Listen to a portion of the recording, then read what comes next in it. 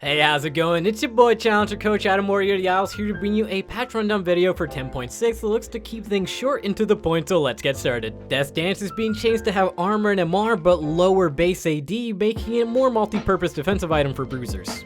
Teleport CD at early levels is increased by 60 seconds, but at level 18 it's down by 120 seconds, and it's also getting movement speed after the cast is finished, making it way worse for laning, but so much better for those juicy TP flanks during the mid to late game, and it also potentially makes Spellbook more valuable. Not as hype as the Fiddlesticks release, but the new Wukong is here and it looks pretty sick, but it's too big of a change to go over in this video, but popular opinion on the streets is that it actually is pretty good. First up, going over the nerfs for this patch, we've got Aphelios, who's got some bigger ones aimed at pro play. Severum's innate heal and Infernum's innate damage to minions are decreased, and Crescendum's and power damage also decrease, so basically he's going to be worse during the laning phase as well as in 1v1s, meaning he might actually have a weakness now. Darius has been far too strong for far too long and is getting a nerf to his W bonus damage and cost is increased. His E is also increased in terms of mana cost, but now scales down with rank. This means that if he manages to miss his E during the early game, he might actually be punished by going for once.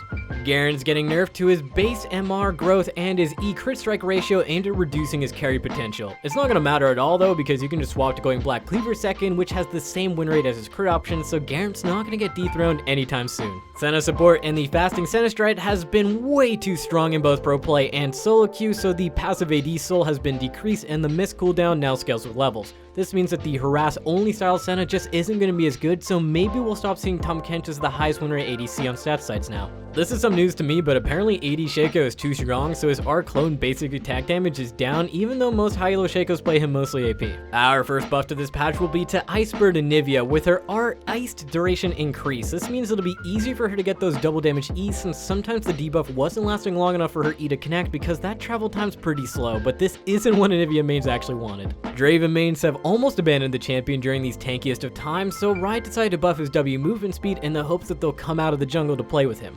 The W movement speed will allow him to run people down and dodge skill shots in the lane easier, but it won't change the fact that he doesn't have the damage to win teamfights.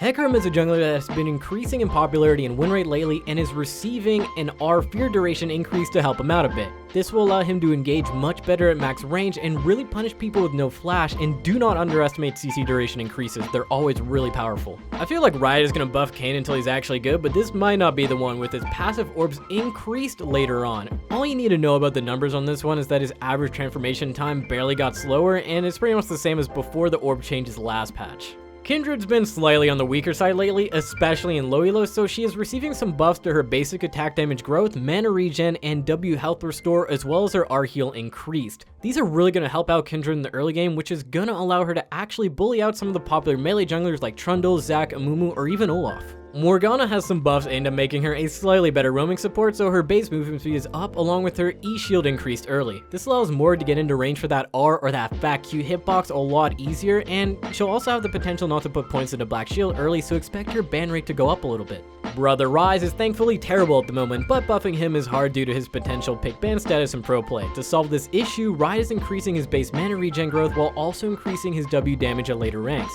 This is going to help him sustain his EQ spam during the laning phase while giving him more damage later on. This isn't going to likely impact solo queue at all, but you might see him a little bit more in pro play. Riot is looking to give Soraka some love after over-nerfing her due to the top lane Soraka outbreak. Her Q heal is being increased as well as the movement speed bonus. This will allow Soraka to have better early game due to the increased kiting potential, making laning versus her not as freelo. Twisted Fate split push style win condition isn't as strong in recent seasons, and all you kind of do is lock gold cards in teamfights at the moment, so to give him some different options in the late game, RYZE buffing his AP ratios on blue card and red card. This is going to give him better wave clear, tower pushing, and make his blue card salute an actual noob. Urgot has received a lot of indirect nerfs lately just for being Urgot and having slightly ranged auto attack, so to help out his reliability as a champion, Riot buffed his Q slow duration and his E stun duration. This means landing combos or keeping up with people to mow them down with your W will be slightly easier. Veigar's early game is pretty bad, and it can be hard to do almost anything, including last hitting, so to help him out, his base AD, his AD growth, his armor, and his Q base damage have been increased. This will make his laning phase more reliable and easy to last hit with, and it's going to potentially make him stronger in the bot lane too. There is currently almost no reason to pick Xerath over Zoe, so this is why the W center damage amp is increased along with his R damage per shot increased to later ranks. This will help him snipe people out, as if you're a skilled Xerath player in the late game, you should get some extra damage, but again, if you're that good with skill shots, why are you not playing Zoe? Thanks everyone for watching our patch rundown video for 10.6. Make sure to check out our other YouTube content or